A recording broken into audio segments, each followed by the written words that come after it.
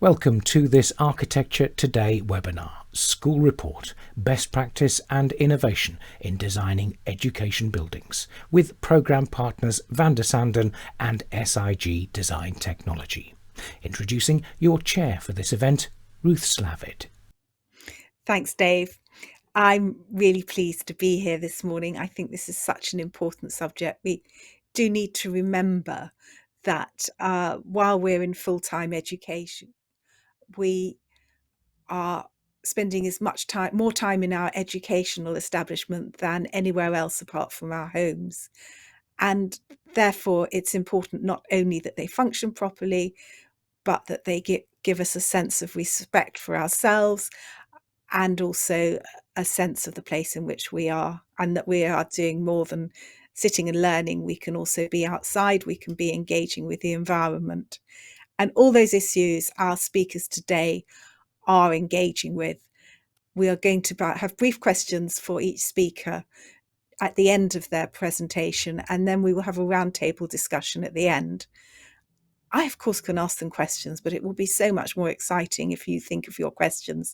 So do hit the questions button and send them in, and then we can pick up your questions and use them. So as I said, we have a really good selection of speakers today.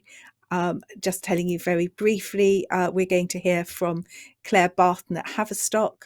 We're going to hear from Sarah Jefferson at Vandersanden, from Stafford Critchlow at Wilkinson Eyre, and from Ian Dryden at SIG Design Technology. But before any of them, I'd like to welcome our first speaker, who is Tom Waddicore, an associate at McRae Lavington. Tom. Right, I'm going to be talking today about our approach to education design, mainly around two case studies, Kingsgate School, which completed in 2018, and Ibstock Place School, which completed at the beginning of last year. So there's three themes that I'm going to run through. The first of those is identity. That's demonstrated here by London Board School, which for me is kind of the pinnacle of schools as a very strong piece of civic infrastructure, very immediate. I think that sense of schools having a very strong identity is something that was sadly lost towards the end of the 20th century. Different competing challenges, schools having a very physical presence seem to get lost, but I think today that's something which perhaps more than ever people are very keen to embrace. And I'm sure that most parents who've done any homeschooling over the last 18 months will really feel that sense of value of schools as a physical building. And it's something that we think is really valuable in terms of how we can contribute to the urban fabric, but also how we can contribute to pupils' sense of self-esteem. So first looking at Kingsgate Infant School, this was a new build school for the London Borough of Camden. So really starting from scratch. So creating a strong sense of identity was quite an important part of the brief. It sat in part of a wider master plan in West Kentish Town in London. And unusually, I think we located the school immediately next to a railway line. You can see here the broader context of the site, the school picked out in the red dashed line. And although the master plan allowed us capacity to move the school away from the railway line, we actually saw this as being a real potential driver and benefit rather than a challenge for the scheme. And that, you know, it's a really unusual situation to have that very direct access to a railway line, and actually it's very much something which could be embraced as part of the education and the life of the school. And that's something which fed through too into the architecture of the building. There's a nod to the previous industrial buildings and railway sheds that were previously on the site back in the Victorian times. And that's something that we really pursued and felt gave a real additional value to the school. You know, also works for all kinds of environmental and technical reasons, the sawtooth roof bringing in north light, but it's something which really has embedded itself in the school and in the minds of the pupils. And this is a a drawing from some of the post-occupancy evaluations that we did, and one of the pupils, well, many of the pupils, in fact, really picked up on the roof profile of the school. And for us, that was a real sign of success, that we'd really made that connection between architecture and pupils and their sense of where they go to school. So that's something that we're really proud of and think has been really good for the school. But I think for us, identity is not just about how the school is seen in the wider context, or kind of vision of the school from the outside. It's about pupils' sense of identity in themselves and their sense of self, and how we can use architecture to really support that and nurture that and help them grow as they move through school. It's quite an unusual brief for Kingsgate to have a new build infant school. Mostly it's primary schools, so we're only designing for 4 year groups, which they're actually probably the year groups where the biggest transition happens, going from children taking their first step away from home in a nursery setting, and then getting them ready for kind of formal learning in a classroom. Things change an awful lot over those 4 years.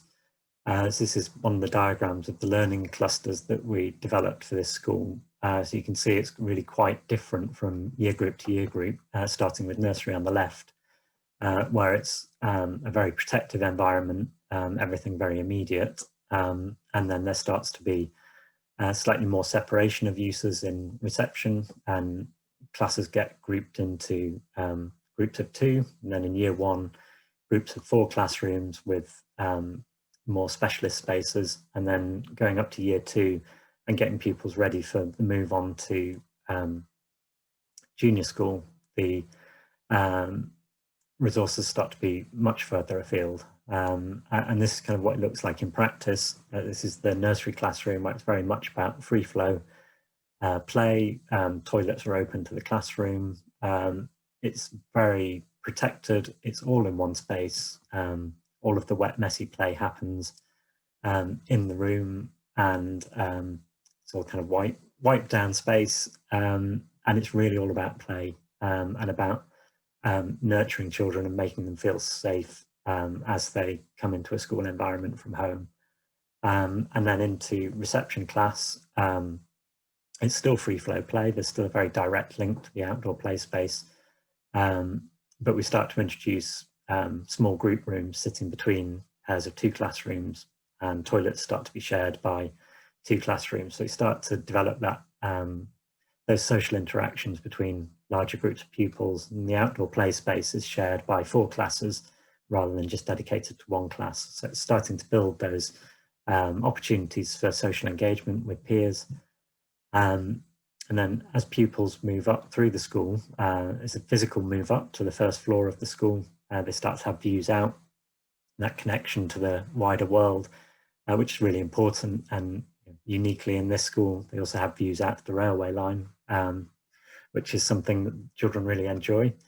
But the classrooms in year 1 start to be more about focused and quiet learning.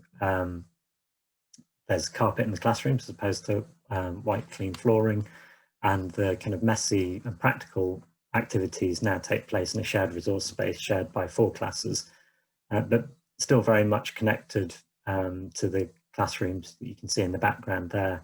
And this is one of the things that the school found incredibly useful during lockdown school and having to manage social bubbles, that they had a variety of spaces that were very immediately linked. So it really helped them to manage social bubble groups. And then moving on to the year 2 classrooms, the oldest year in the school, they sit at the front of the school with views out to a public square.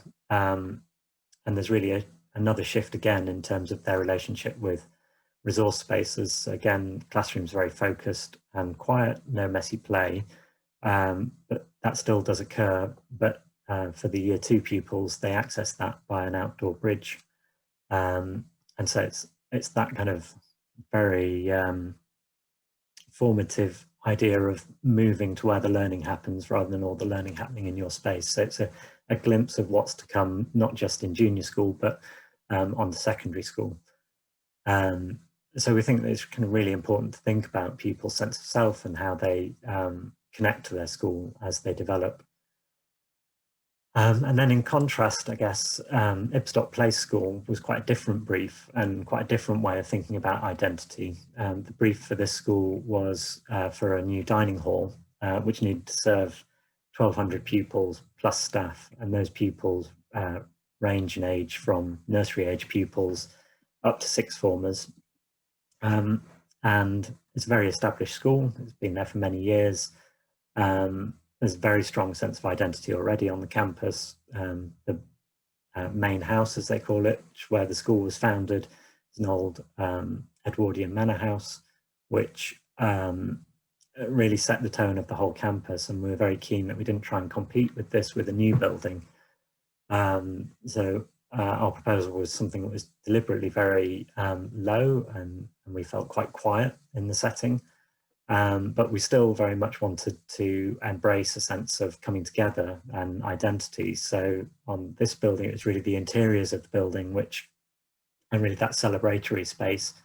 And it was an opportunity to really celebrate this sense of coming together, lunchtime being this really important part of people's social and emotional development, an opportunity for them to talk to peers, to relax and get ready for lessons in the afternoon, and wanting that to be a really special time, not just a time of kind of function and efficiency, but something that everyone would really enjoy, and that including teachers who have their meal times in the refectory. So although it was very much about having to get a large number of pupils through, we're also very keen to seek out those opportunities to start to develop more intimate moments. So for example, for the younger children, we created seating booths where they could have family service, and then for the sixth formers, they have a dedicated gallery dining area, which very much suits their more complex timetabling arrangements, allows them to come and go throughout the school day. But it's also that kind of sense of reward of having this quite special space because they are at the top of the school.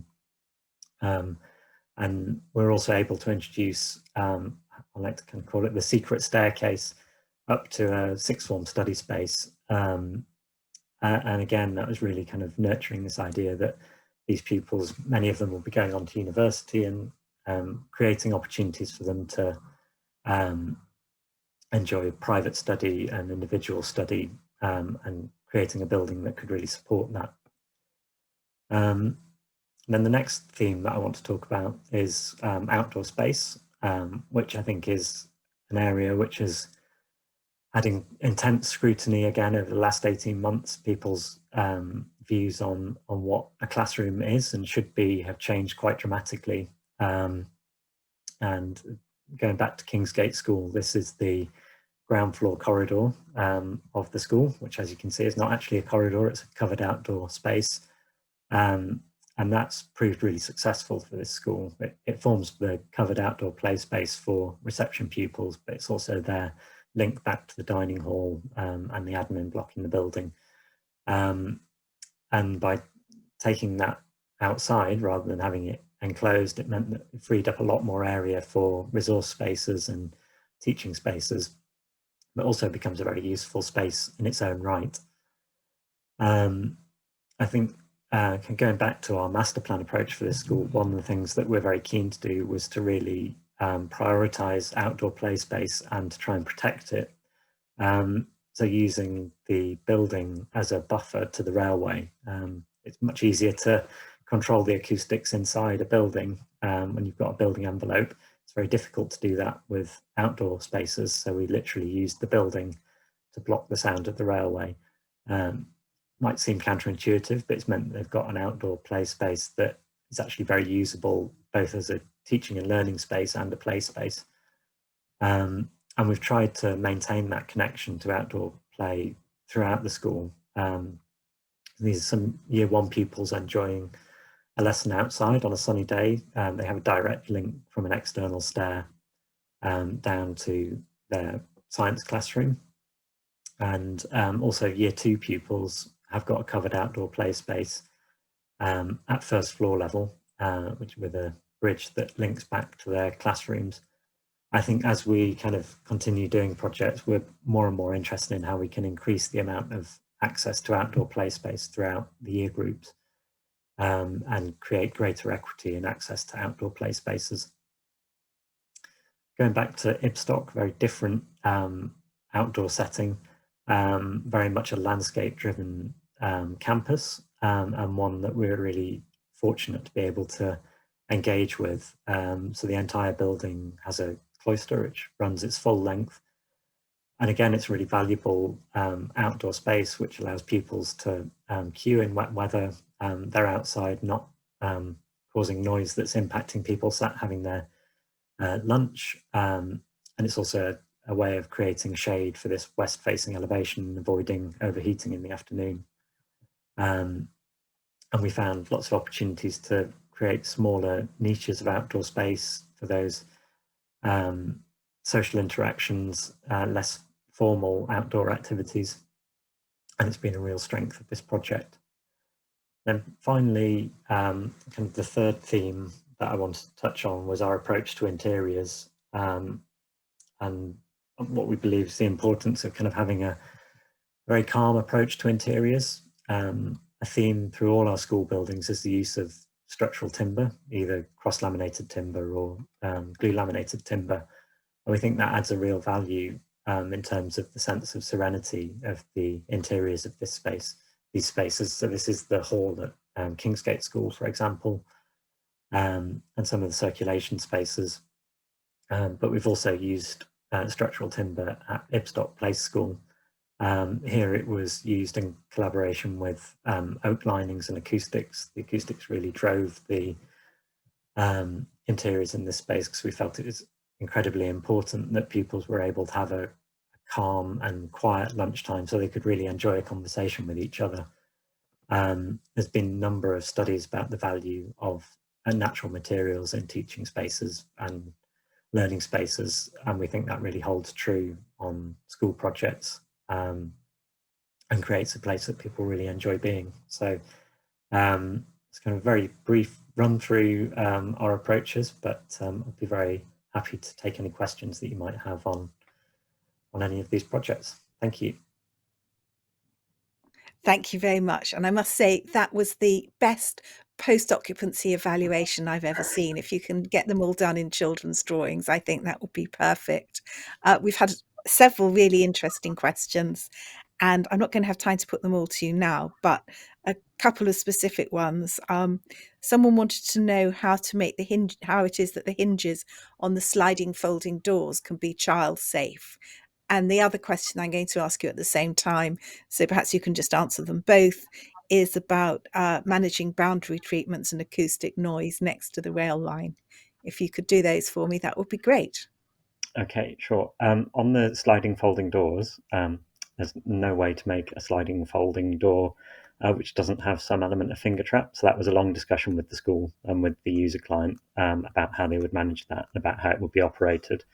So essentially it's something that the staff operate, and the children know not to touch it. It's very much part of education that we have at home. So, but those are really important conversations to have with school clients, because different schools have different approaches to risk, but this school really saw the benefit of being able to make that wide opening.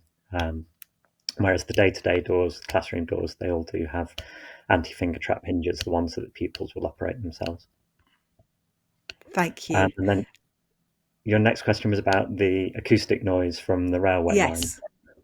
Yeah, so I mean, just kind of very basic acoustic principles. If you can see a noise source, then you can hear it. So in terms of the playground and protecting that playground from the railway, that is why we put the building where we did, so that the playground itself would be quiet.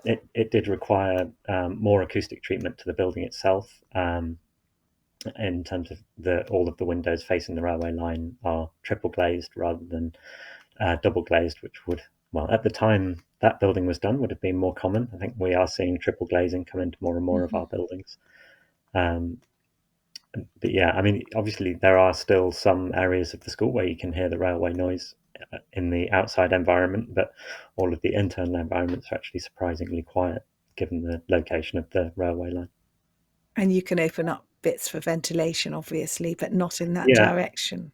Absolutely. I mean, that was part of the reason for the roof profile, and we've got acoustic chimneys which allow cross ventilation, so you bring fresh air in from the playground side, which is the sheltered side of the building, and then the exhaust air goes up through chimneys in the roof, and that has very high amounts of acoustic absorption in those exhaust vents.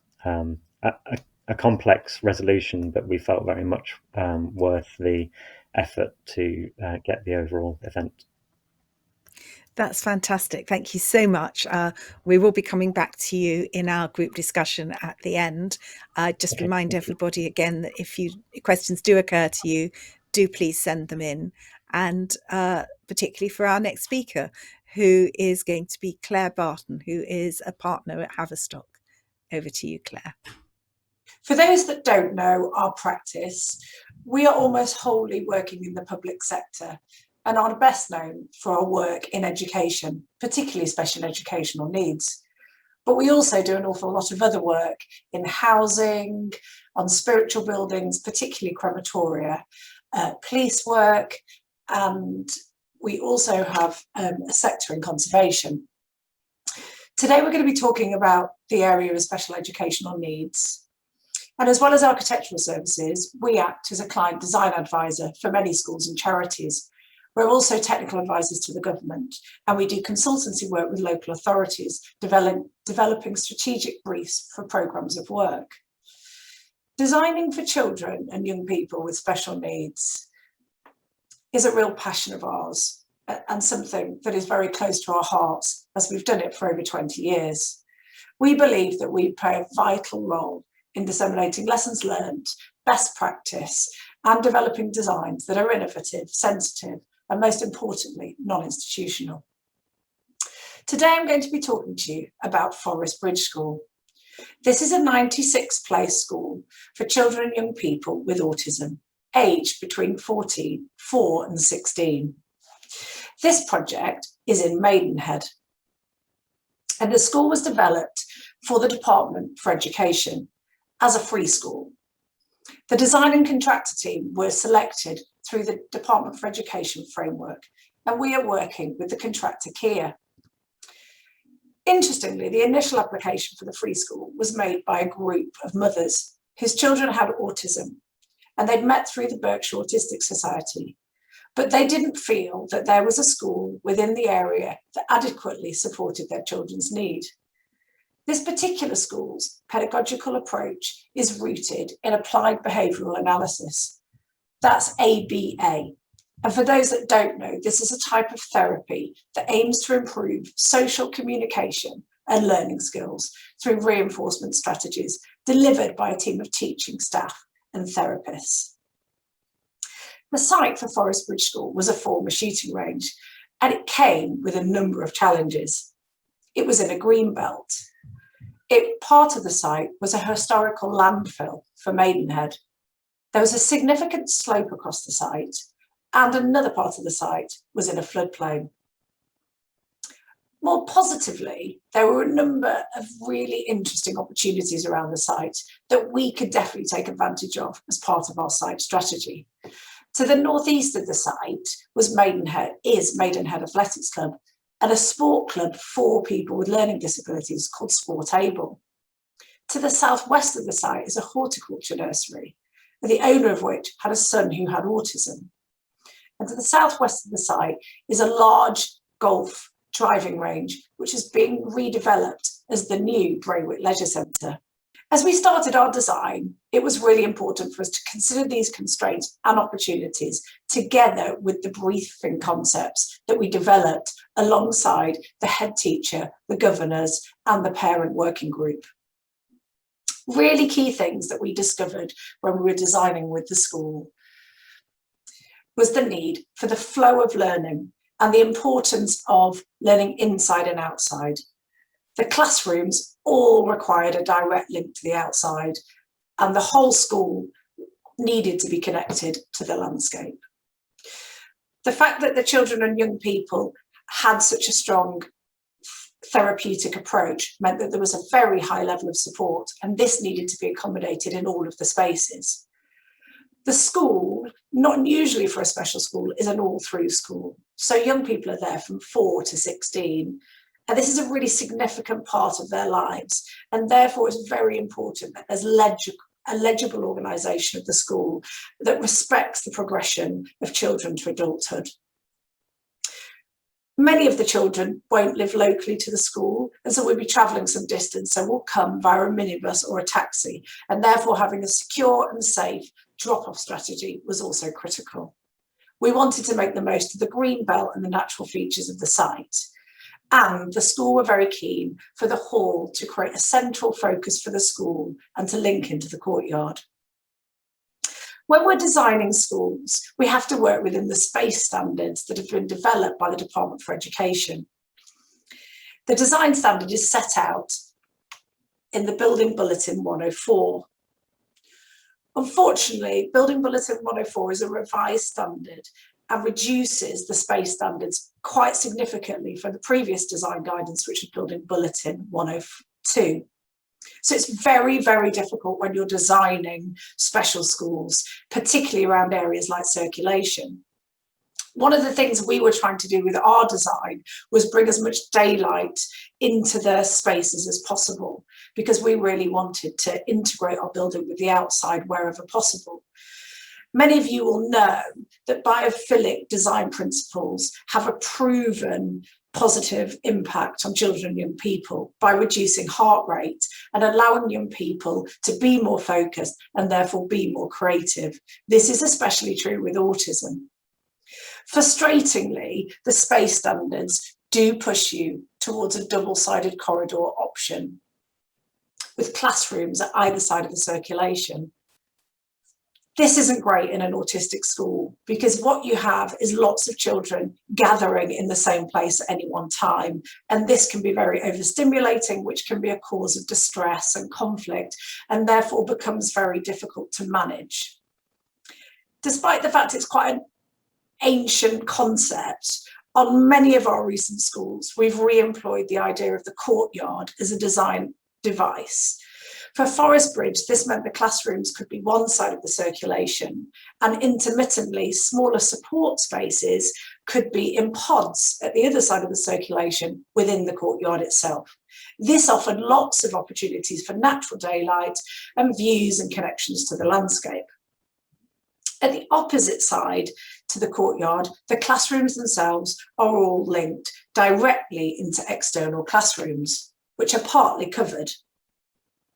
This offered the children a really safe outdoor space away from the larger playground areas. The courtyard itself was designed to have outdoor dining, a lawn with shrubs, additional trees feeding off a habitat area, and some mounding to create an amphitheatre.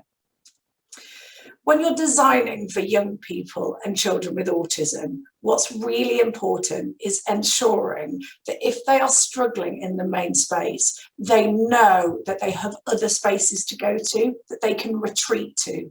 So the external spaces are really important because they know that they can go to those spaces and they're protected, and there's some areas that are covered. Similarly, they may want to retreat to smaller group rooms or calming spaces that are off the main classroom, or even to sensory spaces or soft rooms. Ensuring a child or a young person is comfortable and is empowered is ultimately the best way to support their learning. At Forest Bridge, there are multiple calming rooms and group spaces off or adjacent to the main classrooms. There is also a large soft room, a sensory room, and a fitness space. Options for the students to undertake different forms of physical exercise was critical in order for them to let off steam. Fitness rooms are not a standard part of the Building Bulletin 104, but they are becoming increasingly popular with special schools, and we're seeing lots of them in our autistic schools and the schools we're designing for young people with social and emotional mental health difficulties. Another key concept for the school was that the main hall was at the heart of the school and linked into the courtyard beyond. This allowed for a really large space at the entrance to give a strong sense of space and welcome as you arrive at the school. The main hall is also connected to the dining hall, and these two spaces have a flexible partition between them so that this can be used as a much larger space for events, but also for out-of-hours community use. It's a really common request nowadays for schools to want these larger spaces that work really hard for them and offer third-party opportunities to support their revenue, given the ever-decreasing budgets that schools are faced with. So having two halls next to each other adjacent to the kitchen also enables lots of flexibility for the school in terms of dining and how they may be splitting their primary and secondary students.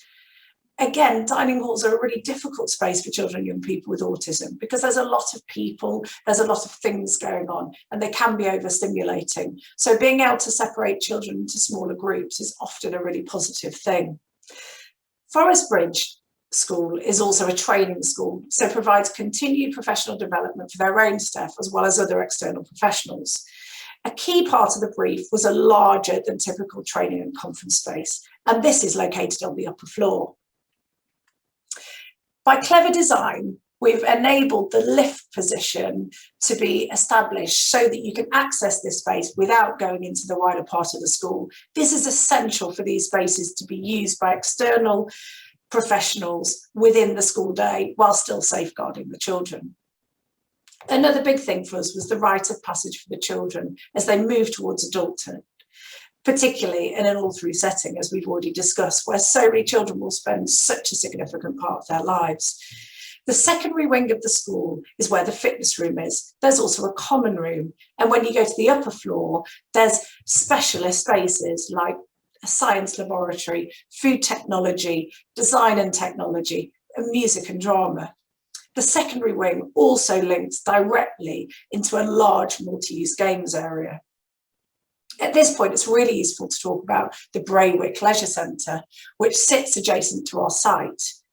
While many of the Department for Education jobs, given the budget restraints and the tight timescales, preclude the opportunity for strategic partnerships and wider site master planning, this project managed to seize some opportunities because of the early involvement and the continued support of the Royal Borough of Windsor and Maidenhead.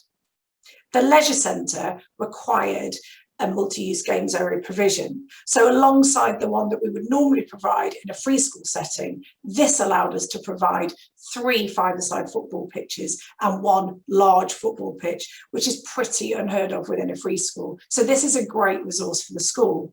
And on a sustainable note, the school offered the Leisure Centre the opportunity out of hours and at weekends to use their school parking as overflow. So this managed to reduce the amount of car parking that was needed on the Leisure Centre site, which was great for a sustainable approach. I want to talk about the environmental strategy a little bit here, because we worked really hard on this to make sure we came up with a system that was not only energy efficient, but was able to be effectively managed by the school and didn't rely on complex building management systems. The section of the classroom is quite different to the 2-storey block at the front. The classrooms are all in a single-storey building and they have a monopitch as opposed to a flat roof. This allows us to have clear story windows and louvered panels at the highest part of the pitch, allowing us to draw air through the space and allowing daylight to come in to the back of the classrooms. We have MVHR units to assist the movement of air for ventilation, but the cross-flow ensures it can be done as naturally as possible and therefore reduces the energy need. The main window on the facade at the lower part of the pitch has a high-level opening as opposed to a low-level opening to prevent drafts, which are uncomfortable for children. All the classrooms have a canopy for external classrooms, but in the design of this, we've taken real care to make sure that this is done so that it doesn't reduce the amount of daylight coming into the classrooms. We've got photovoltaics on the roof as well, so that we can have a renewable source of energy. The materiality was something we spent a lot of time testing at the outset of the project, and it was really important to us that the materiality sat with the context of the building and the rich landscape. and the very heavily tree border that sat around the boundary. We focused on the idea of reducing bulk and massing of the building, particularly at the front of the school where we've got the two-storey element. But we also wanted materials that were robust. Brickwork was selected at the ground level because that married in with some of the neighbouring buildings and offered us a robust finish. It wraps around at ground level and ties the single and the two-storey building together. Timber was selected for the upper level, based on several factors: the green belt, the mature trees, and the woodland quality of the setting. This is really cherished by the school, and it forms a strong concept for the scheme. It also reflects the softer side of the site. It's a rain screen material, which provides an ethical choice and something that's very low maintenance. The timber sits quite proud of the brickwork, so it gives a strong aesthetic, and it further notes down the mass of the two-storey element. The end terraces on the first floor have hit and miss timber and a secure lining to stop children being able to climb them. We did look at other facade materials, but we discarded them, things like metal, composite panels and fibre cement panels, because we just didn't think they were desirable within the setting, nor were they very affordable within the budget. The single pitch roof to the single storey building has a dark standing seam metal finish, and this is complementary in colour to the brickwork and acts as a visually heavier material to cap the ground buildings. The new school opened in March 2021, and it's been a great success. I think this article from the Maidenhead Advertiser helps to explain how happy the school were and their immediate reactions to it opening. We'll continue to follow their story and regularly check in with them over the next year to ensure that the school goes from strength to strength. Thank you very much, Claire. I thought it was really good that one of the questions that came in early, you actually answered without knowing it was coming, which was somebody asked about the multiple use outside education of schools and said, is this possible with schools for special educational needs, or are the specifics of design too restricting? Well, obviously they're not, because you showed us how you did it. A couple of other questions. Somebody asked, how do you strike the balance between stimulating autistic youngsters without overstimulating or aggravating them? I mean, it's obviously partly an education question, but it must be a question in the design of the building as well. Just going back to the first point, it's something we're spending a lot of time talking to schools about at the moment because of COVID and all the things that happened, and the reality that, you know, throughout the year, even in term time, even outside of term time, even out of hours, there are certain therapeutic activities that young people will always need access to, and it can't just be a term time thing. So creating therapeutic zones in schools that can be accessed without accessing all the other facilities, but all year round, I think is a really important consideration moving forward in special schools. In terms of stimulating and overstimulating children, it's the thing we always start any project with is, you know, once you've met one autistic person, you've only met one autistic person, and the reality for every autistic person is very, very different. And therefore, you know, our approach to that is we're just creating quite a restrained blank canvas, and all of those things that will go into that space will be determined by the people that are working around those young people. And you know, some I know definitely in our supported living spaces, we have some young people that are absolutely fascinated by a washing machine, and they want the washing machine, you know, front center so they can see it all day. Other children or young people cannot bear the noise of it. So it's just so different from every individual. And therefore, you know, it will have to adapt over time. It will have to adapt year on year. It will have to adapt potentially term by term, because the cohorts within special schools are changing quite rapidly. So we are there just to enable a very restrained environment that people can add what they need to into, and we cannot predetermine what that will be, and that is something that has to happen with the team that are around the child. Thank you. Just quickly, there's a question, and I know this, it's always very difficult with this sort of talk because you show a a plan and no one has a chance to really study it properly. And someone's asking about private external spaces, and are they directly linked to the courtyard so that students can retreat easily if they want to? Because they said it appears that they are only accessible from the classrooms. Effectively, there's an outside space that is kind of reciprocal to every classroom, which is directly off the classroom. Yeah. And then young people accessing the courtyard would have to do that by going across the kind of circulation. There is obviously doors around that courtyard for people to get into the courtyard, but that would probably be more structured play. So something that they were doing as a kind of therapeutic experience with, with staff. I think the thing that we're just learning is that the important thing is making sure the child is aware of the choices that they've got, so that they don't start to become anxious. And it's just making sure that we provide enough different areas for retreat or for them to go to that are just away from the classroom setting.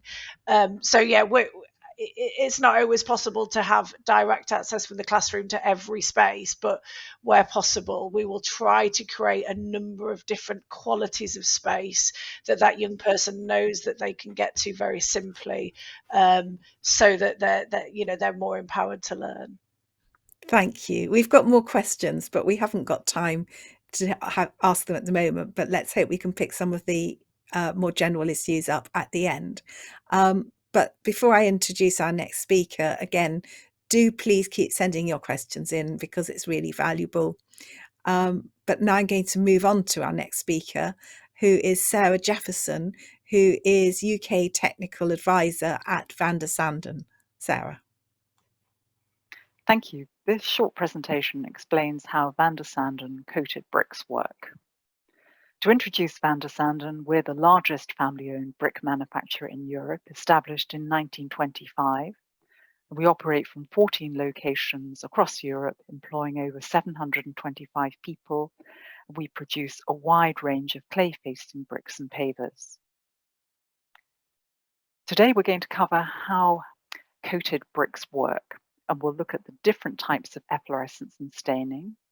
How and when do these different types of stains develop? How can they be prevented? And how Vandersanden coated bricks help limit efflorescence and staining and guard against gypsum efflorescence. There are three types of stain which fall into two categories. Primary efflorescence, which may be either salt efflorescence or lime efflorescence, which occurs early on in a building's life. And there is secondary efflorescence, which occurs later on in a building's life, which is gypsum efflorescence. And it's these three stains that we're going to look at in a bit more detail. How does efflorescence and staining occur? Well, when the brick facade gets wet from rain, the brick absorbs water. The pores within the brick have a suction effect. In addition to water, there are minerals, lime and salt, which are also absorbed by and through the brick pores. As the brick dries, moisture evaporates through the brick face and minerals become visible on the surface of the brick. Nature, wildlife, society, pollution, additional dirt deposits may attach themselves to the brick, particularly in wet conditions. So let's start by looking at primary efflorescence, and this is a very bad case of it that we see on this building. It's most common on newly constructed brickwork, and this can be for several reasons. The first reason can be the salt content found in the clay used to make the brick. The primary salts involved here are all water soluble, and this means that they turn into a solution as soon as water reaches them, whether that be from the mortar or the brick, wherever it may be present. It usually appears towards the end of winter, the beginning of spring, as the masonry slowly starts to dry out and salts are then expressed. So how do you prevent primary efflorescence, salt efflorescence?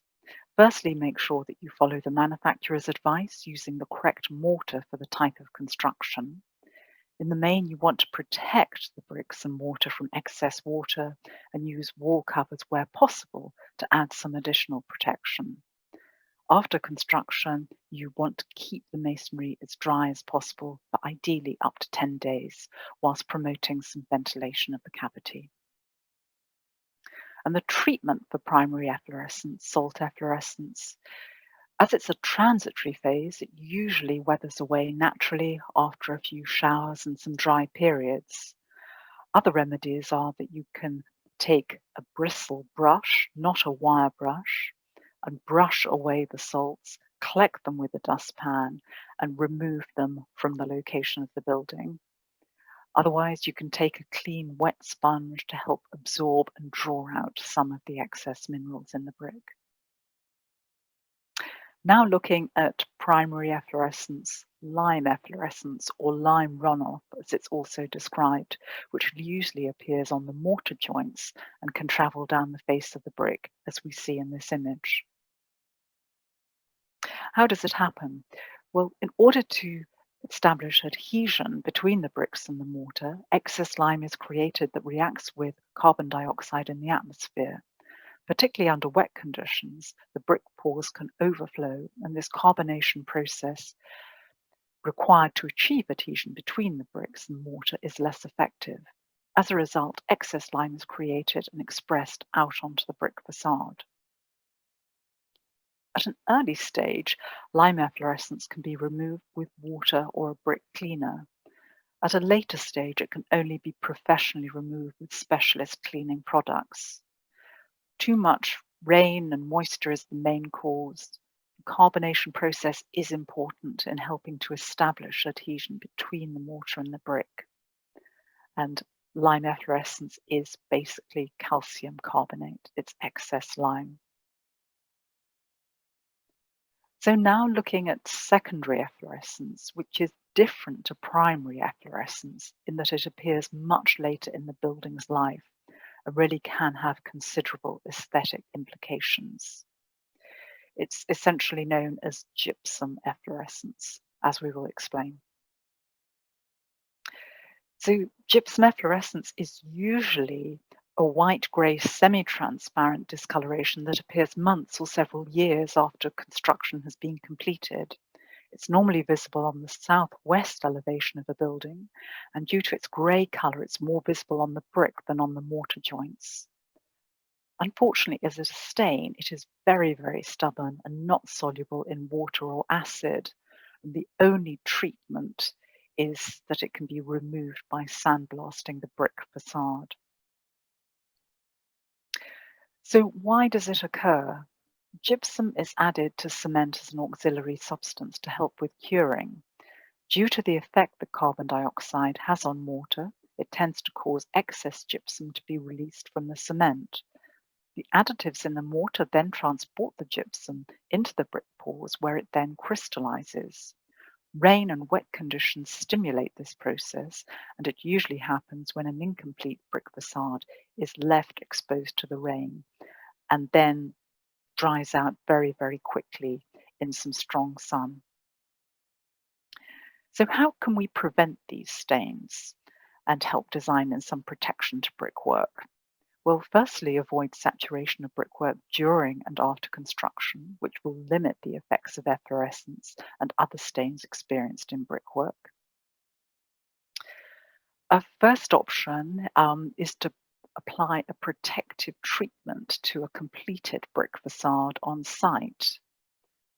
Performance is reliant on workmanship and the applicator used. It's difficult to check the level of coating applied, and it must be undertaken in a timely manner, and the facade must be cleaned in advance. So there are several difficulties there. Option 2 is to design in prevention by specifying Vandersanden's pre-coated bricks and brick slips.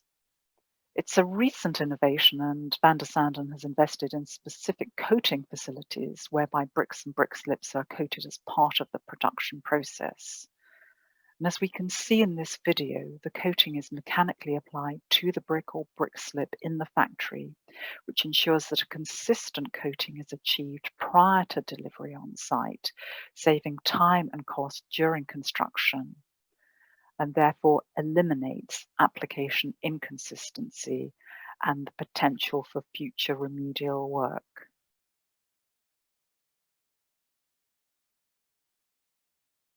So as we've just seen, when a brick is coated during production, the pores of the brick can be coated with consistency, which ensures that the main face of the brick become water repellent while still allowing the brick to breathe, just like a Gore-Tex raincoat.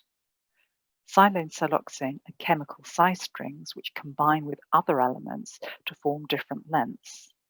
Depending on the length, these strings will then penetrate the pores of the brick to various depths, providing better water repellents whilst keeping the pores of the brick open, enabling it to perform as it should from a durability perspective, whilst adding those extra protection against the water-soluble stains discussed previously.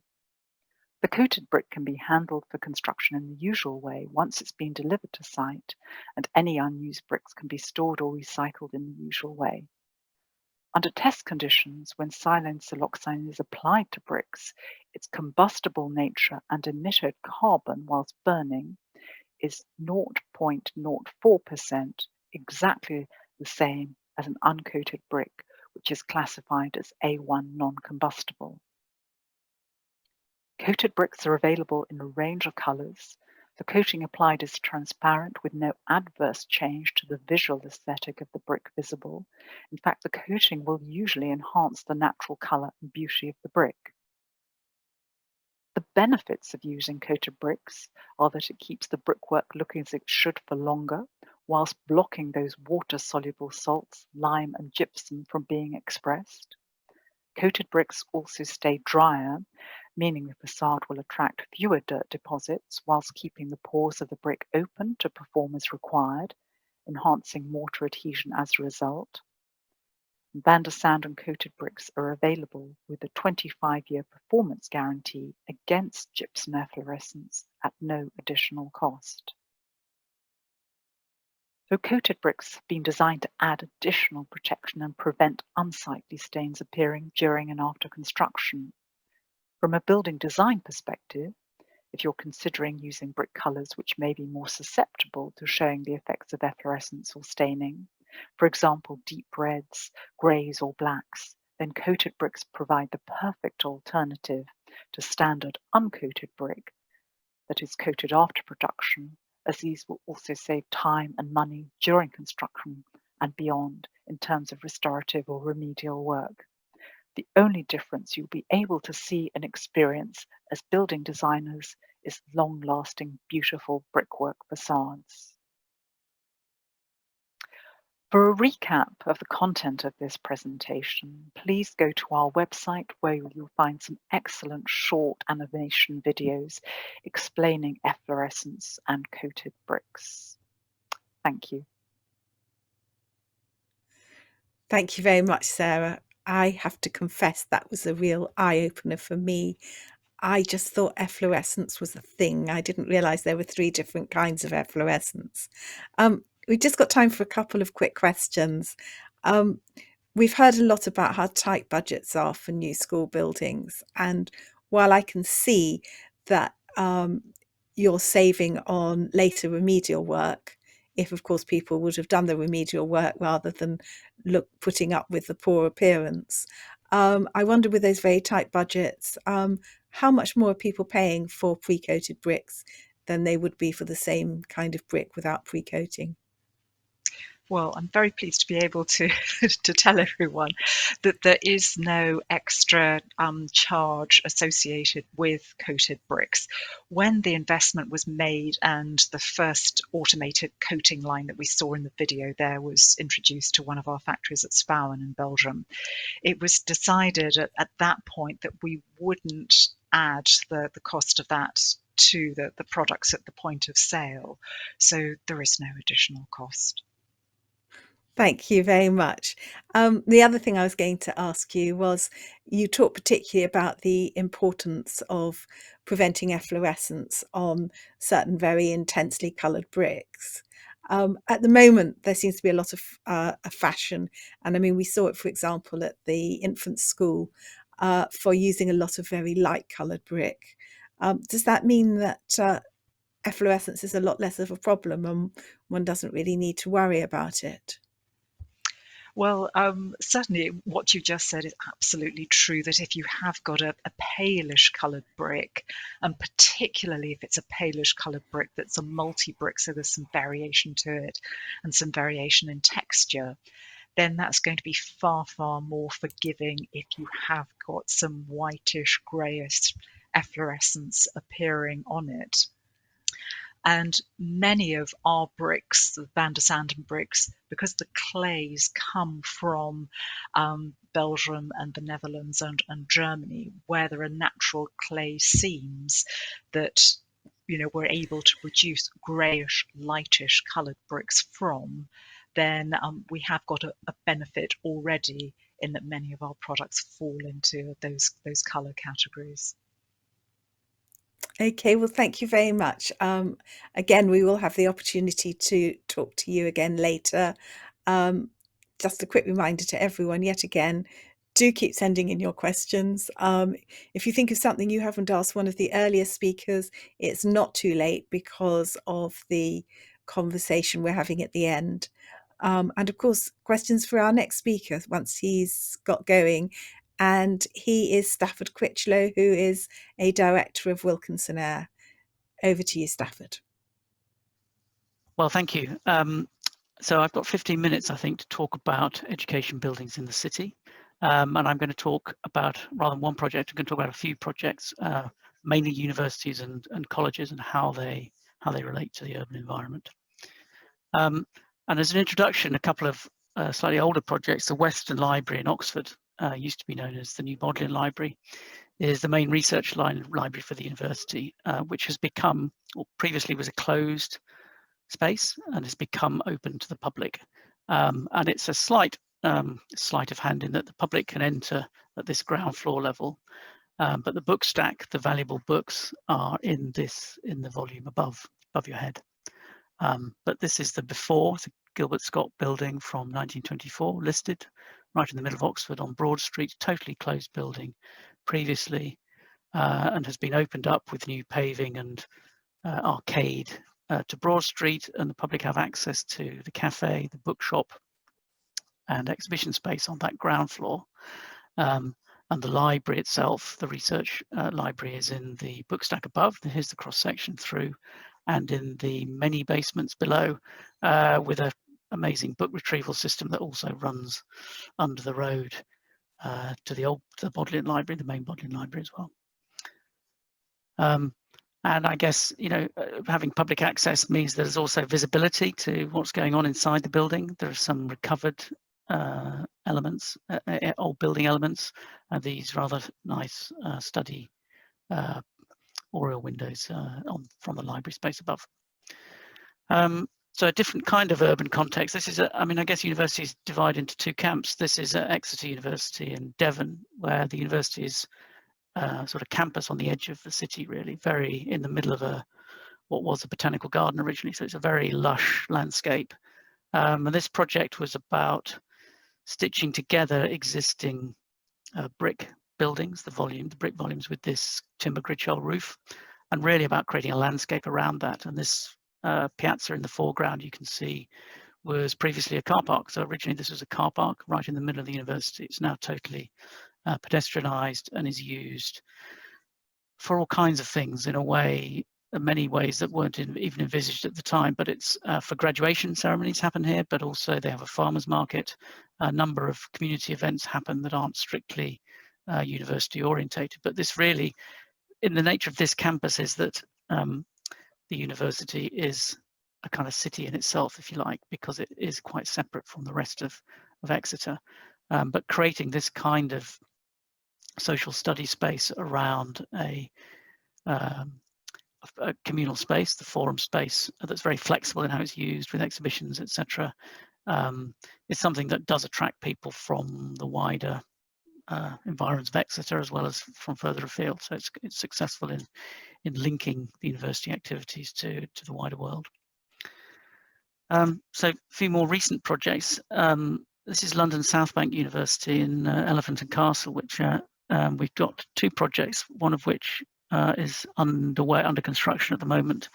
And it's a disparate campus, if you know it, but part of it actually is this listed chapel building on the left in the image there, which, although it's listed, is there only in fact 2 walls remaining. It's a shell of an old Wesleyan chapel, and that becomes incorporated into the new design for the redeveloped university. This is a plan showing the whole scheme in 2 phases. On the bottom of the drawing is London Road, so Elephant and Castle roundabout to the right. The university is also on the sites to the top of the page here. So the first project is to refurbish the London Road building itself, which is the building right in the middle, the rectangular one, that's underway. And then the new, what they call St George's Quarter, is a new timber grid-shell roof, again, and incorporating this listed chapel, which is being converted into a theatre space, but a flexible theatre space. You can see the image on the right that can also be used for teaching and performance in all its forms. This is in its mode as a catwalk for fashion shows. Also, performance gaming app design is a big course at the university, and that will be accommodated here too. And on the left is the view immediately as you come out of that theatre space, looking down the atrium towards the refurbished London Road building. So I suppose this is about the tentacles of the university engaging with the wider context of the Elephant and Castle. And in fact, that university in particular, perhaps unlike others, serves a large proportion of its students are local, are born and grew up locally. So this is an important community asset. There'll be a large library, which is on the right. This is in the refurbished building, actually hanging floors into what were previously light wells to create these large floor plate library volumes. And on the left, the refurbished building, it's a concrete frame waffle slab. We're putting in the new processional stair and this art piece, which is a David Bomberg piece, who was one of the borough, previously London South Bank was called the Borough Polytechnic, and he was a well-known artist who ran the art school there. So in Bristol, University of Bristol, this was completed last year, and actually it looks, it's appropriate this photo is empty of people because it's been pretty empty of people. Although the building's complete, it hasn't really been used in earnest yet, although will be from this autumn. This is remodelling of a listed building and creating a forecourt space, some public realm in front of it, which just didn't previously exist. So that's the photo I just showed you is taken of the new main entrance. The entrance previously was in the light blue arrow there at the bottom of the slide, off a very narrow pavement, so very inaccessible. So the remodeling really is about reorganizing the access to the building with public realm, outdoor space. So some of it is more private. Number 3, the quadrangle space, is a private university space for the students and staff. But the right-hand side, the public realm there, the forecourt is open to anyone. This shows you the cross section through the middle there. So it's a steeply sloping site in Bristol, and the idea was by moving the new entrance to what was previously a lecture theatre as a volume, we recreated that lecture theatre under the quadrangle space. So that was previously a bit of a pit. So by lifting up the lawn there above a new lecture theatre, we've created a quadrangle space that's level with the entrance sequence. So it's a more accessible and better proportion. It's for a maths department, the University of Bristol Maths Department. And so we worked with them to develop this Voronoi projection of the coffers from the entrance hall to create the screen which shades the south-facing elevation of the atrium. And this is something, don't ask me to explain how a Voronoi projection works, but the mathematicians worked it out, and it creates quite an interesting feature and a sort of focal point, I suppose, for the courtyard that also has a function in terms of sun shading. These are just the refurbished spaces, a lecture theatre. They like writing sums on blackboards. They don't allow laptops in lectures. People absorb the maths from writing it down, and the speed at which things happen on the chalkboard is what they think works best for retaining the knowledge. And then on the top floor, this is the senior common room in a a refurbished space that was previously closed up. There was a ceiling here, so it's a sort of found space that's been recovered. Queen Mary University in East London. This is the new graduate centre, completed a couple of years ago. A lecture theatre that is provides animation to the public realm, to the space outside. This is an infill project parallel to the Mile End Road and involved extensive resurfacing and landscaping in the foreground as well. It's mainly teaching and academic offices and seminar spaces on the middle floors, and then a student reading room on the top in that glass sort of floating box. And you can see on the plan here on the left how it's, in terms of the public realm, the urban environment, it's really completing the urban block. Mile End Road is on the right. The People's Palace, you might know, is quite a well-known building on Mile End Road.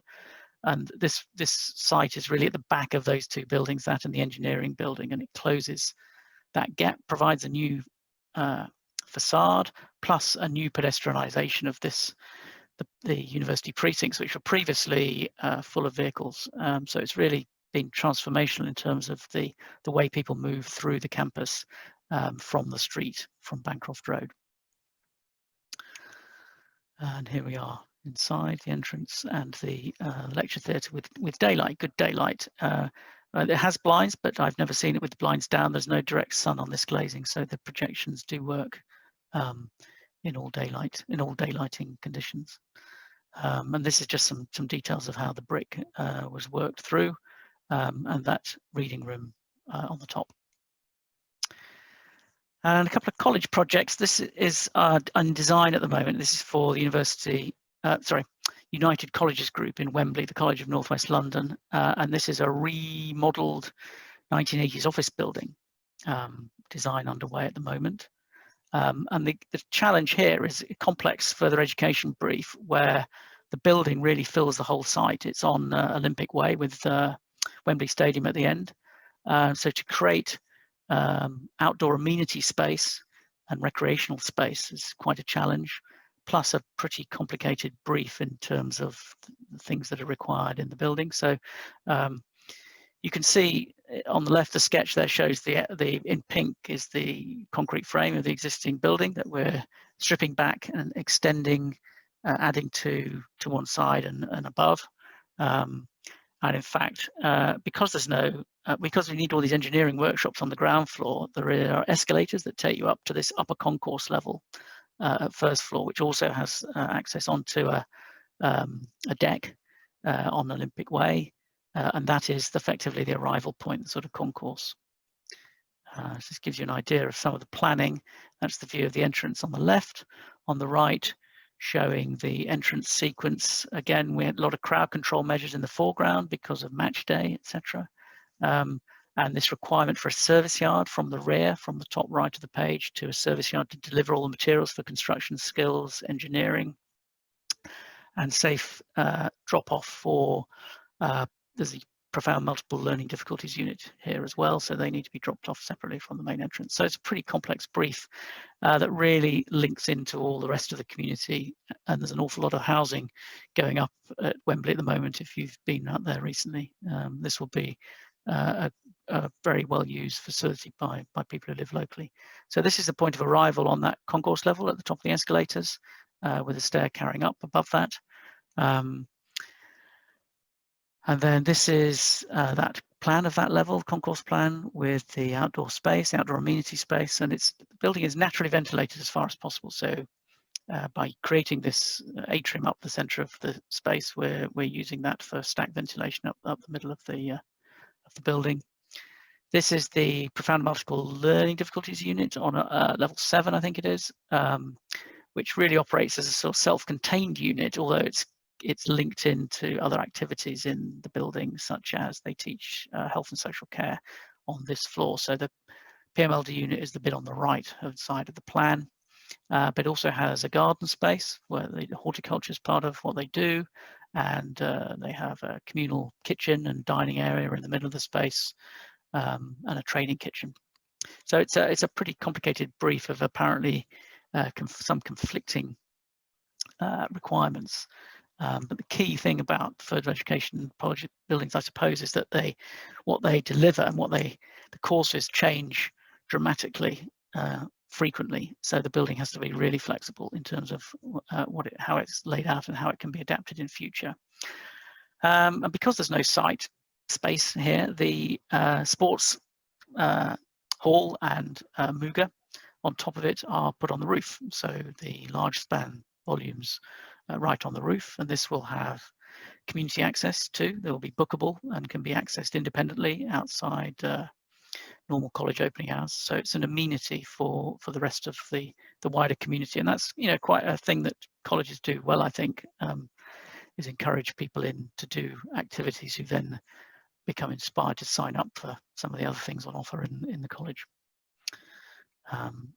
And this is, back to where we started with the university, with education projects, actually a college in Finsbury Park in Blackstock Road for City and Islington College, which was wrapping new accommodation around a London board school. So this has been in operation for quite a long time now, successfully for 20 years or so. But the key thing, with the interesting thing about the ingredients of the mix for the brief was that it includes a public library. So, controversially at the time, they closed a public library elsewhere in the borough to build a new one here that felt like it would be better used in this location because it's accessible for the college as well as for the general public. But also the student services area, number 2 there, is a entrance as like a shop unit really on the high street, which provides information about the courses and enrolment, and actually does counselling for people, acts as a sort of citizens advice bureau as well. So finally, the other project, which is in a similar vein to that City and Islington one, actually is recently completed for City Law School for City University at the other end of Islington, in just off Northampton Square, just near the Angel. And this is a bit of a mixed brief in terms of new and old, some new buildings and some retained and refurbished buildings to create one unified centre. And if that gives you an idea of, on the plan there on the left, there were, I think, 3 sort of early 20th century light industrial buildings on the site previously. One of them was beyond reuse, so it was demolished, but 2 of them, one on Goswell Road called the Middleton Building in grey, and the Goswell Building at the back, were both refurbished and remodelled. And then we added this new accommodation onto Sebastian Street, which is over a number of floors, and there's a sort of marker building on the corner here as it links to Sebastian Street. I mean, this is a law for law students, and these are different these are activities that currently exist on different sites in Gray's Inn, in and around the Inns of Court. They're all moving here. It's mainly the conversion course that people do to convert to law. So it's kind of a closed university building to a sense, and there's a law library upstairs, and that's a big part of the brief. But there is community facilities on the ground floor here. In particular, number 2 is a drop-in centre, a law clinic, which is where they do sort of outreach work for the benefit of the local community. And number 3 is this mock court, a moot court, where they practice, and it's set up like a court in every way. Just gives you, again, this is a building that was completed last autumn and hasn't not been used yet by students, but will be this coming autumn term. So hopefully we'll have some photos with people wearing gowns and things in future. And just a couple of shots to finish. This is the law library, these brick volumes that are, it's in the conservation area actually, in just off Northampton Square. So you've got Georgian housing opposite. So the texture and proportions of these facades were pretty important. Thank you very much. Thank you very much, Stafford. And that was a fantastic array of projects that we saw. And yes, I have got some questions for you. One of them is to do with how you make your design decisions, when you're having to do so much marrying of existing buildings and new buildings. Well, in that particular the last project I was showing there was part of it was to do with the environmental strategy. So you're starting looking at what you can reuse on the site, and that's increasingly our first principles is that you look to reuse as much as you can.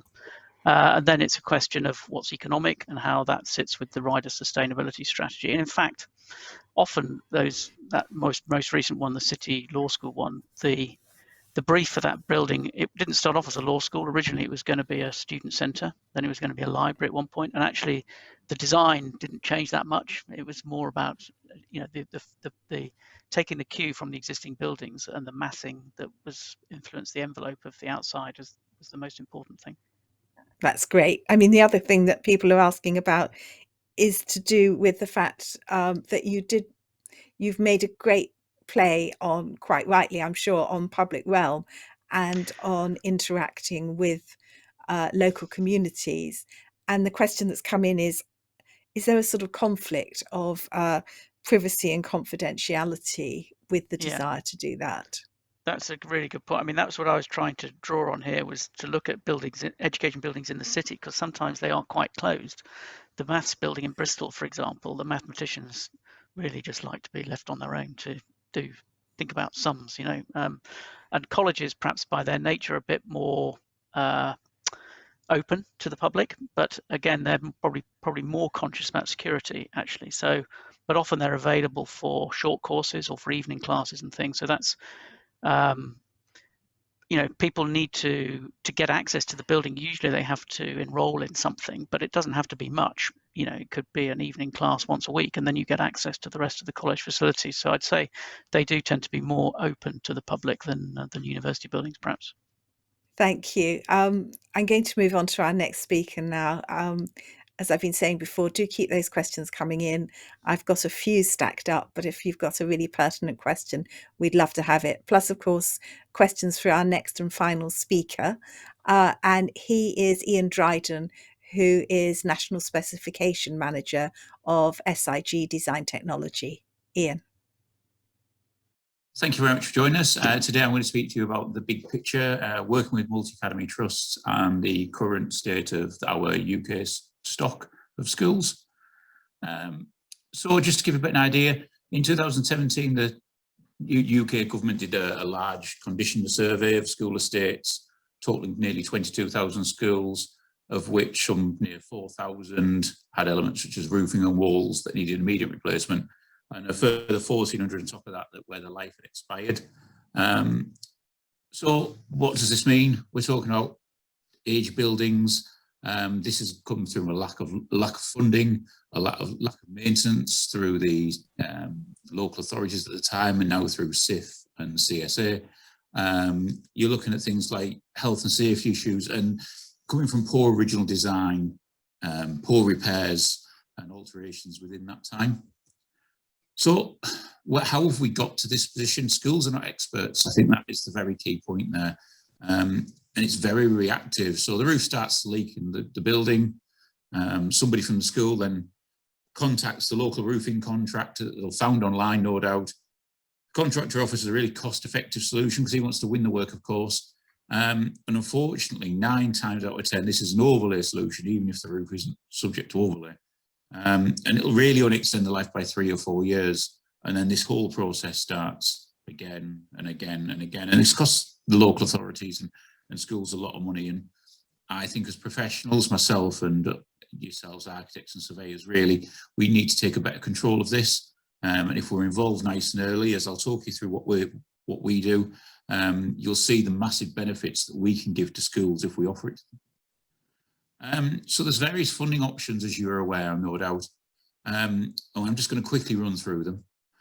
So we've got SIF Condition Improvement Fund. So that's yearly funding, as you know, needs detailed submission, and it's now heavily oversubscribed. It's sort of 1 in 3 actual bids in 21 got accepted. So when we say it's over 33% success rate, that's for all things, not just roofing. And then you've got school allocation, which we're going to go into a lot more detail about today. This is for multi-academy trusts of more than 5 schools or more than 3,000 pupils. be they local authority maintained in the past or voluntary aided. And they get a pre-allocated amount of money, and it's generally set for 4 years.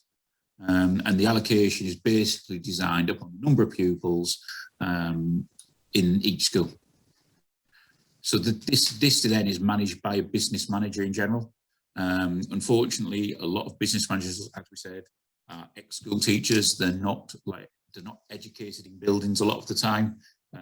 This is changing in sort of bigger trusts slowly but surely, but I think they still have a large reliance on surveyors and architects. And if not, they're getting involved with roofing contractors, and that's the point at which it falls down. They needed people like ourselves to give them correct advice. Just to give an idea of where funding's gone very recently, as we say, we have got schools and academies through SIF. So as you can see there, last year there was over 3,000 projects bid for, of which 1,400, nearly 1,500 projects got given money, but that was only actually to 1,200 academies. So some academies were lucky enough to get 2 SIF bids accepted. And as you can see, the money's gone up quite consistent, gone up quite a lot. Then you move on to local authority to maintain school. That money's actually gone up for the first year in a long, long time. And that was split between all 149 local authorities. That all depended on the size of the local authority and how many schools they had of left that aren't academies. I know one local to me, Middlesbrough Council, only got about £440,000.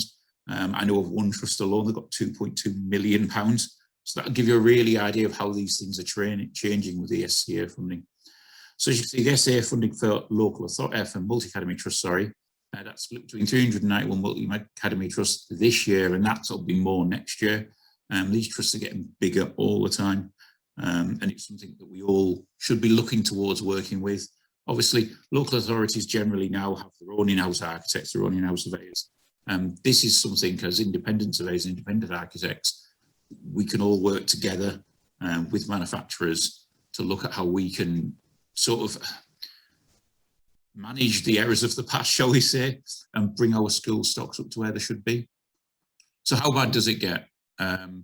This is a school in County Durham, and these are just a few of the photos. This school, yeah, it's one of the worst. It is the worst by far schools I've ever been on. We've got delaminated cladding, the windows leak. As you can see, the roof's well past its sell-by date. Roof lights have failed completely. The list goes on and on. Look, severe deterioration, history of poor advice.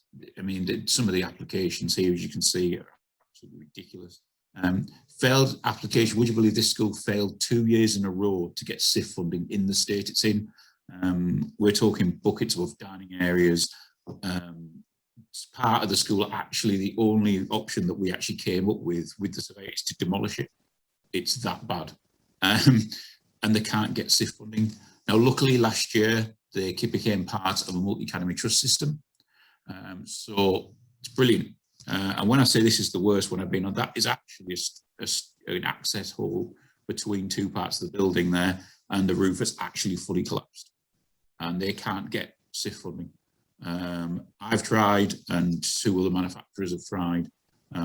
Yeah, and for some reason we didn't meet the urgency of need. And this is where now we'll talk about how we can, with the SCA funding, we can actually supply a long-term solution. And we're going to go through.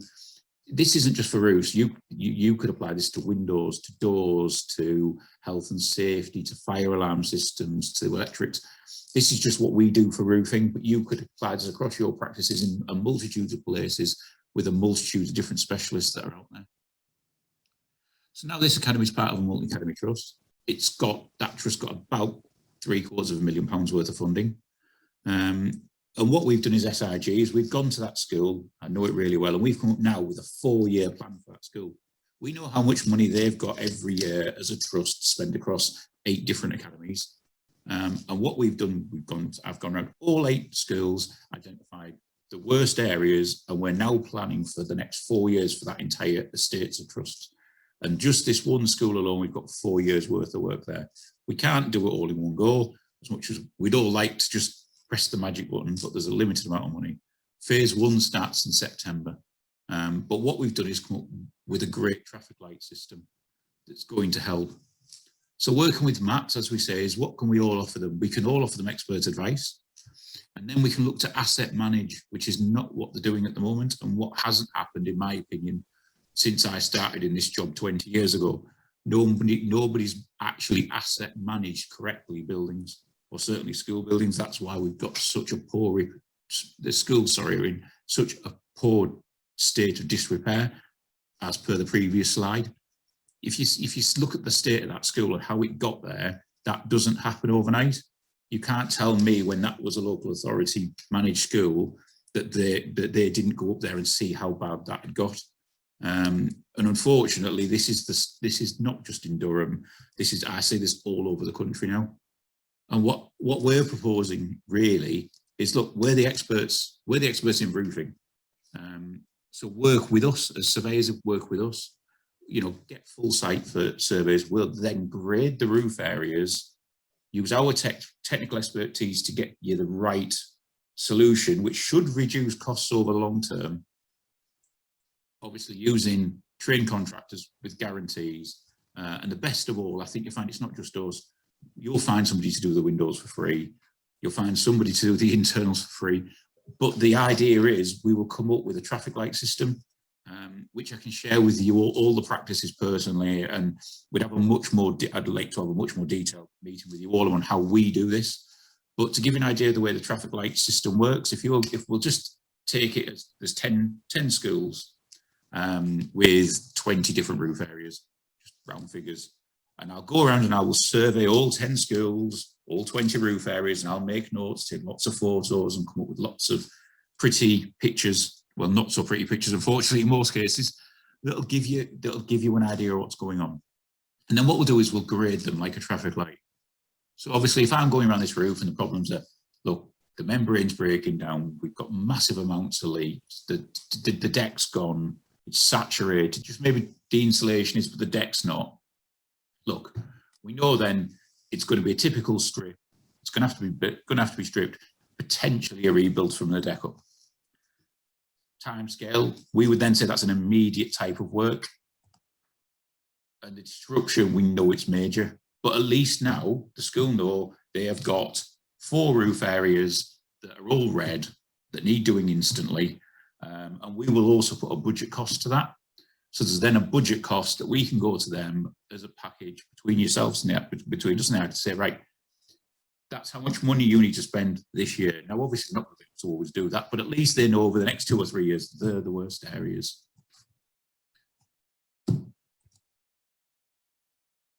We then move on to the amber areas. So this is where things are starting to get to that point. They're getting a bit towards the going to fail. So the work then is we all of a sudden now we're getting ahead of the game. Once we've dealt with all the red areas, if we can hit these roofs in the amber area, this is where the savings for the trust start. So it is a longer game. And as I say, with some of the trusts that I'm working with, we've got 4-year plans. I've got a larger trust of 42 schools that we've actually got a 15-year plan with now. I mean, we don't know what the funding's going to be after 4 years, but you can have an educated guess and we can keep rolling this out. Look, there's no point with just stopping at 4 years when you've got trusts that size. So you've got all sorts of options then. We could overlay, we can put preventive measures in places, we can extend guarantees.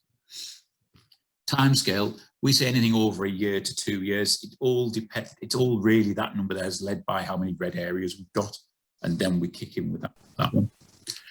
Disruption has always been minimal, so minimal will minimise the amount of disruption. From a health and safety point of view, we can then minimise the health and safety risks, which is what every school wants. The cost becomes a medium cost because we can lower it right down. And then we move on to the green ones. Problems, minimal work required. This could be as simple as a flashing has fell off the roof. If we identify that today and get that fixed straight away, why not? For £100 here, we may save that school within the year stripping that roof off, which then becomes a £100,000 job. So this is why we're talking about this whole traffic light system. So when will the works be required? Prior to work, as you say, it could be in 10 years' time, this roof will fail. So we don't need to do anything at the moment. It becomes green because it's not even on the radar. And then we look at other things like flashings falling off, minimal repairs. they should be done straight away. But again, it's just about getting the right things. So again, it just goes on to the agreed plan with the academy. We just keep an eye on that. And I would say we'll go around and do these every year, and we keep updating this traffic light system. Disruption obviously will be none, because we're going to catch things nice and early. And hopefully what we're trying to do is just keep an eye on these green ones. And just as they hit amber, just as they're getting to that point of they may start leaking, we'll do something about the roof.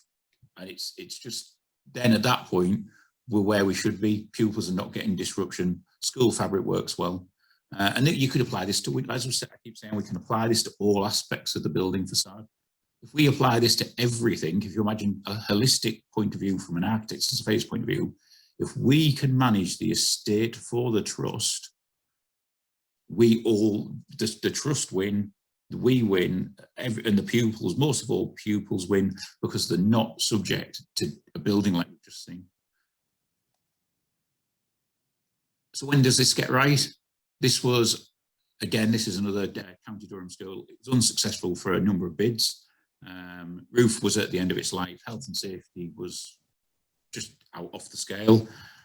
Again, through Sca Funding, we've got the money. They employed ourselves to do the work. We had a whole mix of interfaces there, as you can see. But now that's job done. And this is just a prime example of taking something that's absolutely falling to pieces, using Sca Funding right, targeted that one small area of the school and got it right. And we will move around this trust and work with trusts all over the country doing this. And I hope that really explains what this was all about today. It's just, as I say, we have got a large mismanaged stock of schools. And I hope as a group of people, we can get ahead of this and using sort of a traffic light system and a holistic approach, we can start getting ahead and giving pupils a better place to learn. Thank you. Thank you very much, Ian. And who doesn't love to hear about a win-win-win potential situation? I'm just going to ask you a couple of questions before we move on to our group discussion. One of them is, I know a lot of schools have had sort of fairly random seeming additions over time. But given the sort of problems you're having going into schools with such a mishmash of roofs, is there anything that an architect should think about when they are appointed to design the latest part of the school in terms of roofing, where perhaps they should look at, I don't know, using the same materials that have been used elsewhere, or in some way making that maintenance issue of the future less complex than it might be? Yeah, I mean, definitely. I think the key really for the architects is to speak to a manufacturer of multi products. So if they've got a lot of different products to offer, I think they're the best manufacturers to speak to, because they're not just going to push the one solution that might not be compatible with what's already there. And then obviously we can just ensure that detail is done correctly between the two. I think then that leads into sort of the bigger thing of guarantees and ensuring that they cover that sort of design point where you've got old meets new. And that'll take away a lot of the issues, because that's the critical point, as you say. And the other thing you talked about is, thank you, you talked about Sca Funding, and that there is actually quite a lot of it available. And you said that architects should really be getting in there, because whereas you as a roofing expert are getting in there and looking at the Sca Funding and how it can be used for roofing, an architect could actually be doing that across the whole building, or rather the whole portfolio of buildings that the Academy Trust has. What would you see as the best way for an architect who wants to do that kind of work to get in there? What's the sort of first approach they should be making? Yeah, I mean, the first approach is to speak to sort of the business managers for the school, for the trust. The business managers are given this pot of money to maintain their buildings and to go through everything they need to maintain. That's internally and externally. So this could be simple redecorating a classroom to replace an entire heating system. And I think what I was trying to point out was, I'm coming up with maintenance plans for roofs for a trust of 48 schools maybe, whereas architects and surveyors and things can sort of say, well, we can also do a planned maintenance for windows, for carpets, for, you know, you name it. So they can effectively offer a solution to these trusts and plan for maybe 5, 6, 7 years worth of work, because we know the money's there and they get that set amount of funding each year. So that's what I would sort of say, is that we're in a unique opportunity where you could be a single point of call and really sort of a partner, if you like, a business partner with these trusts. And I think that's sort of a growth area for us all, rather than allowing contractors to come in and do what they deem is right, which isn't always what is right, shall we say. Thank you very much indeed. What I'm going to do now is ask everybody else to join us, as if by magic they're going to appear on our screen. There we all are. And we're going to discuss some more general points that have been raised by our audience. Not surprisingly, people have been asking about sustainability strategies, and even the question, do you think about sustainability in your design? I'm sure the answer is yes. But there have been more specific questions. One was asking about circulation spaces and whether or not they should be heated. And I'm going to put that to our architect panelists, along with a question about kind of how that works. We've talked an awful lot about engaging with the outside world, being able to go out into courtyards, into open spaces, etc. And I wonder how this porousness, which is desirable in so many ways, actually sort of fits in with a sustainability strategy, and in particular dealing with heating load. I think I'm going to go to Claire first. Yes? Yeah, that's a really interesting subject, and actually it's something that me and Tom looked at quite a lot when we worked with Southwark. That was in mainstream environments, but we were looking at arrangements with the classrooms that were linking directly to the outside, but via a kind of lobby space. And we kind of managed to organise the lobby spaces so they were toilets and cloakrooms, and as opposed to being like the traditional cloakrooms and toilets, kind of really interesting kind of learning spaces where the children could actually spend some time, and they're actually quite pleasant spaces to be, but they were also the transition to the outside. So we have looked at that as a way of buffering that kind of loss of heat.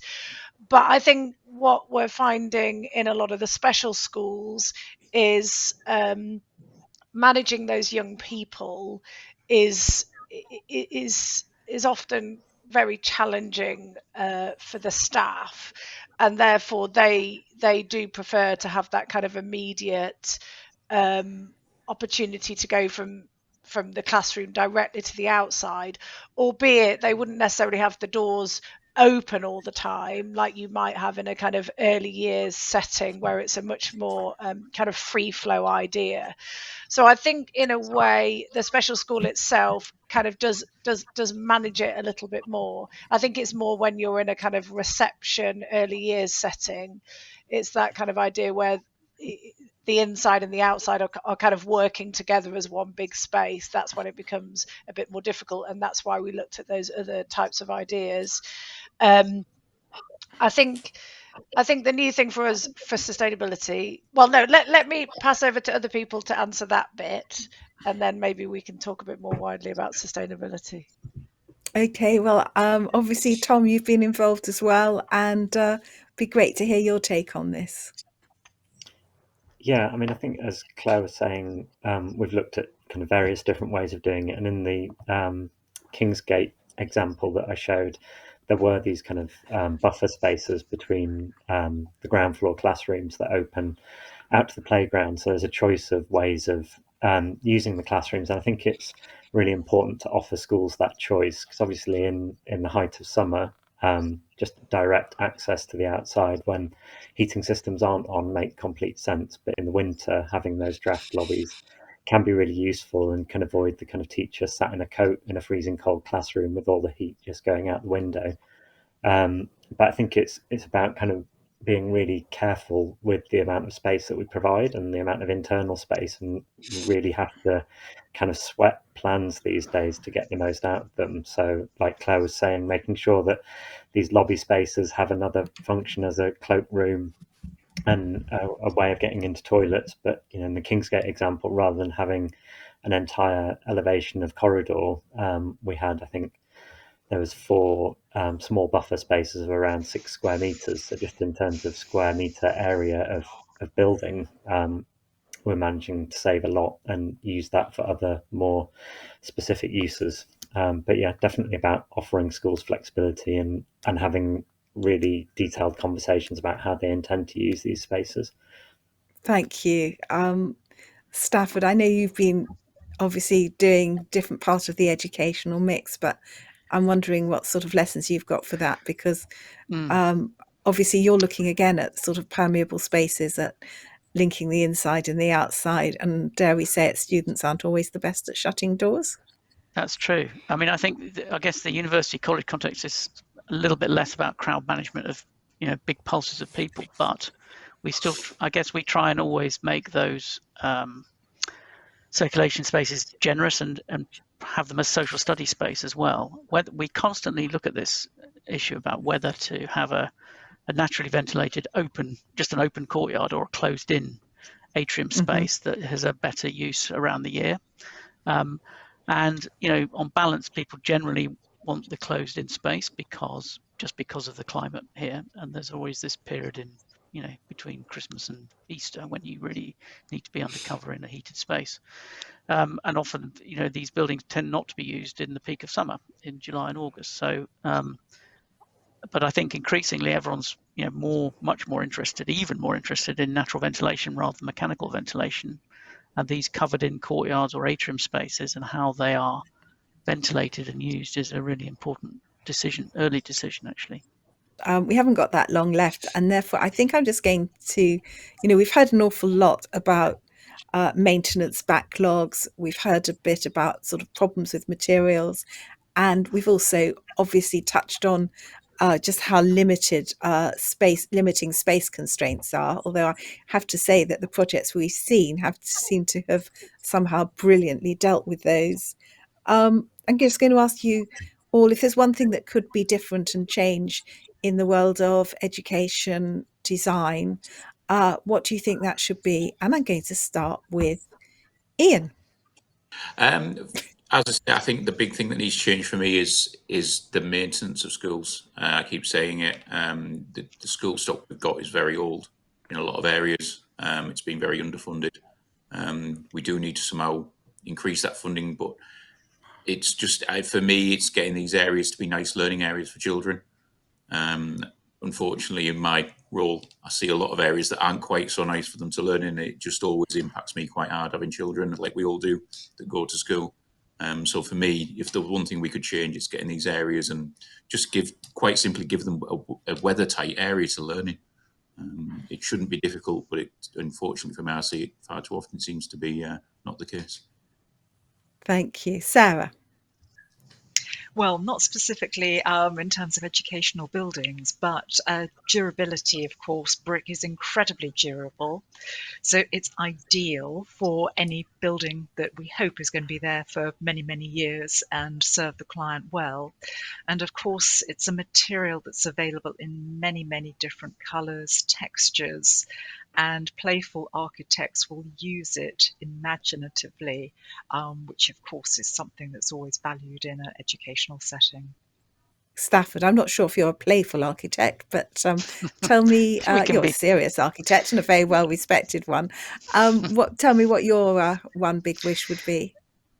Well, I think it's something to do with natural ventilation. I think that we need to relax the rules on background noise in cities for education buildings so they can be more naturally ventilated, less mechanical systems. Yeah, that's great. Tom?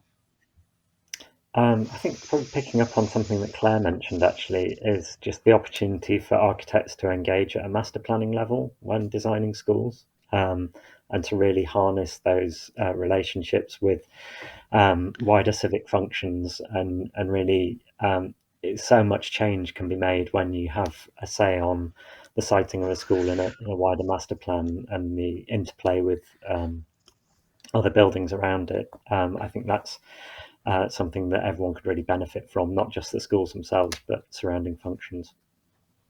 Thank you. And Claire?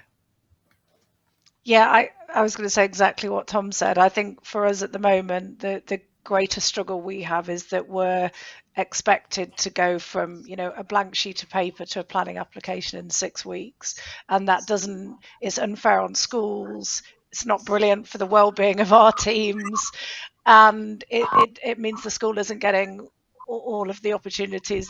We're not bringing together things, strategic plans that could really benefit communities. I think ultimately use area much more effectively as well. I think that's a great point on which to stop. Just to say thank you again. Thanks to Vandersanden, thanks to SIG Design Technology, thanks to all our speakers on behalf of architecture today. It's been a really enlightening event, and I look forward to seeing you at another one. Thank you. Goodbye.